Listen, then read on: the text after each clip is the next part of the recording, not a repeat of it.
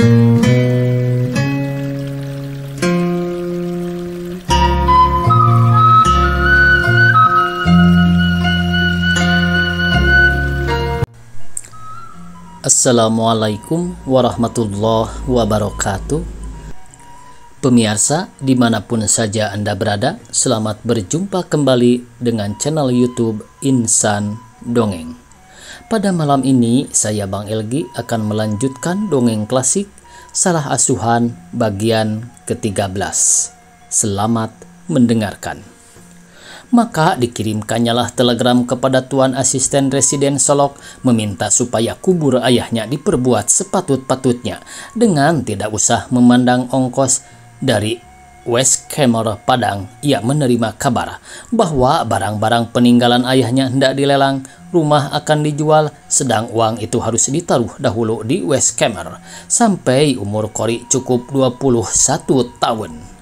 Sebelum sampai umur Kori boleh menerima uang belanja secukup-cukupnya buat keperluan hidup dalam asrama saja, ditambahi sedikit buat uang pembeli jarum. Mulai dari waktu itu sampai kepada umur 21 tahun, Kori ada di dalam pengasuhan West Camera yang boleh mengangkat seorang wali baginya jika ditimbang ada perlunya. Kepada Kori dijelaskan benar-benar bahwa buat sementara waktu ia tidak ada kemerdekaan atas dirinya, kecuali kalau ia kawin sebelum 21 tahun.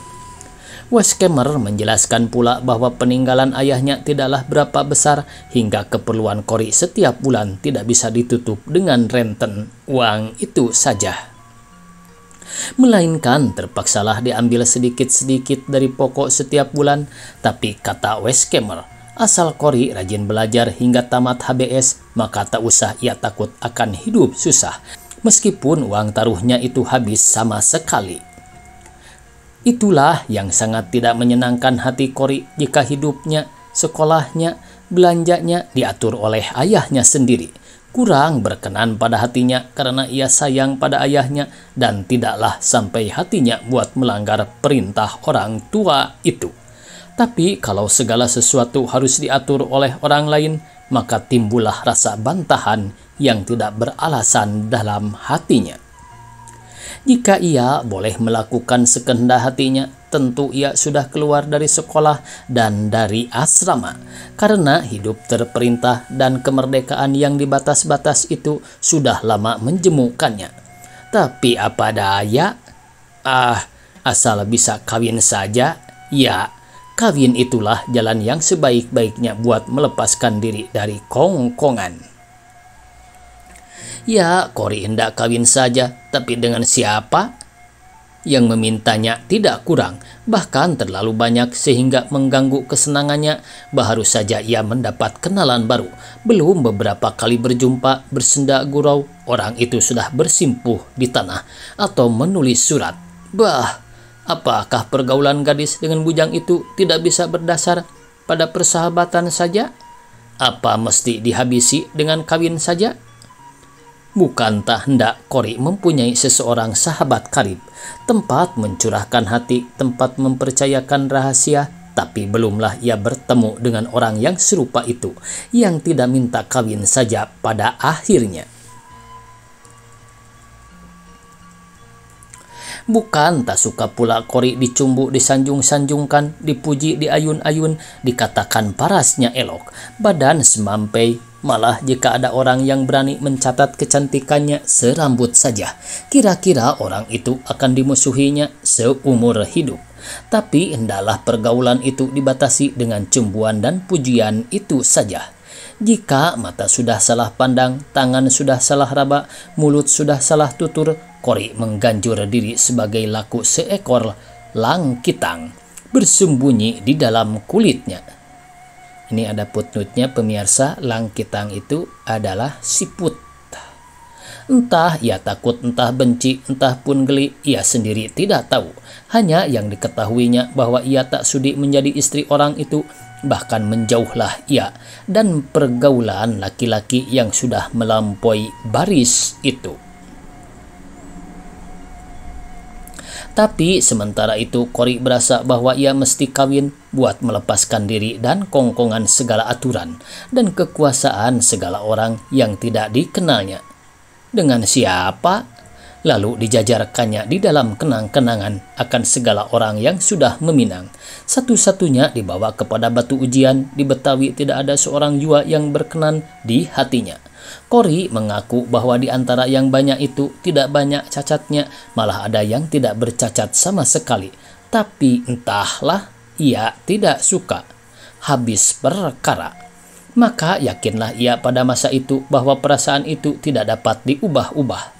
Sebagai kata ayahnya, tidak pula ia dapat diatur-atur oleh manusia yang mengandung perasaan itu sendiri. Lalu timbullah Hanapi dalam kenang-kenangannya. Ya, Hanapi, apakah alangannya Hanapi itu? Tidak lain hanyalah perbedaan bangsa. Orang banyak orang lain yang tidak mengizinkan. Kori menanyai hatinya. Ya, kalau tak ada alangan serupa itu, ia sendiri memang suka. Waktu Hanapi melampaui baris itu lebih dari selayaknya, Kori bukan saja menerima, melainkan membalas pula. Dan waktu ia mengganjur diri, maka yang dahulu dipandangnya ialah ayahnya saja. Bukankah ayahnya sudah berkata bahwa ia tidak akan membenarkan bila Kori menerima Hanapi? Pendapat orang banyak, ya buat di negeri kecil, Solok umpamanya memang akan menyusahkan perkawinan itu. Sebab negeri hanya setapak tangan, masing-masing penduduk suka tidak suka bertemu saja sepanjang hari. Dalam pergaulan tidak dapat jauh menjauhi, melainkan terpaksa berhampiran, bersatu beramah-ramahan. Tapi di dalam kota yang besar sebagai Betawi ini, negeri yang seluas, seramai ini, apakah alangannya? Meskipun benar tidak ada orang hendak berkunjung ke rumah, atau tidak ada orang memanggil atau membawa serta di dalam sesuatu peralatan atau keramaian. Apakah yang hendak disusahkan? Karena negeri yang luas ini hampir setiap malam membuka keramaian umum yang boleh disertai oleh sekalian orang, baik dari barat maupun dari timur. Banyak pula gambar hidupnya, banyak tempat-tempat umum buat menyuarakan hati, dan asal suami istri di dalam rumah tangga sendiri hidup aman berkasih-kasihan. Apakah perlu perindahan orang lain lagi? Tak ada keperluan serambut juga. Ya, Hanapi, jika ia ada di Betawi, tidak, ia sudah beristri, jadi tidak guna Kori mengenang-enangkan lagi. Kori yakin bahwa ia tidak akan bersuami seumur hidupnya. Tapi apakah hendak diperbuatnya? Sekolah ia semakin malas. Tidak lain hanya ia mesti menantikan umurnya sampai 21 tahun, setahun lagi, jika ia terpaksa menantikan saat itu dalam asrama. Dan sambil bersekolah, apa boleh buat, tapi serambut pun hatinya tak ada lagi pada sekolahnya. Dengan hal yang demikian, Kori tidak naik, melainkan tinggal di kelas 4. Makin panas hatinya, makin tidak dihafalkannya pelajarannya. Ia terpaksa tinggal di sekolah, diam di asrama. Pada hari cukup umurnya 21 dan ia dinyatakan balik dan kuasa atas diri dan uangnya. Niscaya ia akan keluar dari sekolah dan dari asrama. Tapi buat sekarang memang tak ada jalan, terpaksa tinggal. Jika sekiranya ayahnya masih hidup, tentu akan ditamatkannya sekolahnya karena ia sayang pada ayahnya. Sedang ayahnya itu tidak memaksa, melainkan memulangkan saja pada timbangan Kori sendiri. Tetapi setelah ia terpaksa serupa ini, maka segala rasa merdeka dalam kalebunya jadi berontak, dan tunduklah ia pada kemestian dengan tidak ada keinginan yang lain. Luar daripada hendak melepaskan diri selekas-lekasnya daripada kongkongan itu. Pada ketika itu insaplah Kori akan suatu tabiatnya yang disangkanya hanya ada pada dia sendiri saja, yaitu jika ia hendak disuruh melakukan sesuatu apa, janganlah dengan memaksa atau memerintah, melainkan biarkanlah ia melakukan sendiri akan buatan itu. Karena jika tidak berkenan pada hatinya, maka akan dilakukannya juga sebab terpaksa, tapi buatan tidak akan sempurna. Buat perintang-rintang hati, ia berkata kepada pembesar asrama bahwa ia hendak belajar main piano. Direktrik tidak menaruh perhatian, tidak menaruh keberatan, maka setiap petang pergilah Kori dari Salemba ke Gang Pasar Baru dengan kereta angin. Buat belajar main piano. Jika ia pulang pukul 7, acap benar ia memutar jalan mencari tempat yang kurang ramai buat makan angin. Yang sangat disukainya ialah jalan tanah lapang Gambir sebelah barat yang melalui Gedung Gajah. Karena disitulah hawa yang sejuk, sedang kendaraan kurang, kadang-kadang ia berjalan kaki sambil menuntun kereta anginnya di atas trotoir, yaitu tepi jalan yang ditembok atau duduk bermenung di atas bangku, jika kebetulan ada bangku yang kosong, sambil mengenang-enangkan nasibnya yang malang itu. Pada suatu malam pulang pula lah ia mengambil jalan Gambir itu, datangnya dari Rijswijk. Sedang pikirannya menjalar pula kian kemari, sebulan lagi cukuplah umurnya 21 tahun dan merdekalah ia. Yang merdeka, tetapi sesudah itu, ya merdeka, tapi sesudah itu makin berasalah kesunyian hidup di dunia ini padanya. Sahabat-sahabatnya hanyalah nona-nona asrama itu, dan sebulan lagi akan bercerai pula dengan mereka. Tapi meskipun ia tidak bercerai sekarang dengan sahabat-sahabat itu, tidak pula lama antaranya. Tentu masa perceraian itu akan datang juga. Selain dari itu, masing-masing ada mengandung cita-cita buat masa yang akan datang. Masing-masing ada buah hatinya yang menantikan mereka tamat bersekolah. Ada yang hendak pulang ke rumah ayah bundanya di suatu underneming teh buat beristirahat. Ada yang hendak bekerja pada pamannya di suatu kantor perniagaan besar. Ada yang hendak menyiarkan pertunangannya. Masing-masing sahabat itu sudah dapat menentukan dari sekarang jalan mana yang hendak ditempuhnya. Hanya ia sendiri, Kori, apakah yang hendak diperbuatnya? Kemana ia hendak pulang beristirahat? Mana paman yang akan menolongnya dalam pekerjaan yang patut? Di manakah ia hendak menumpang?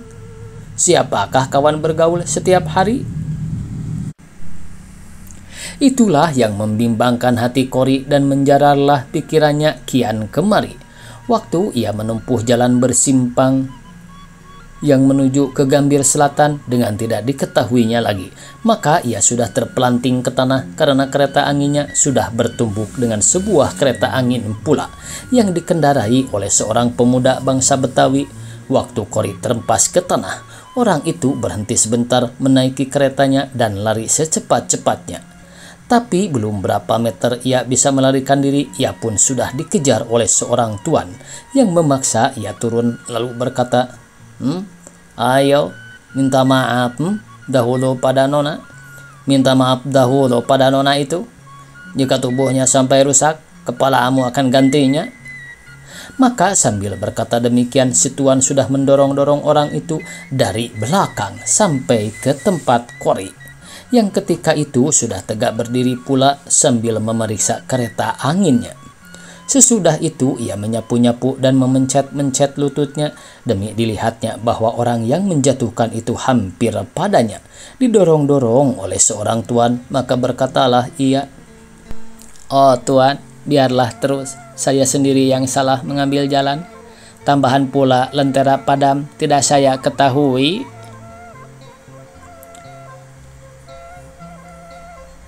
Kalau ada sebuah jari-jari yang bengkok, sebuah pula tulang rusuk orang itu akan menjadi gantinya, Nona Debuse.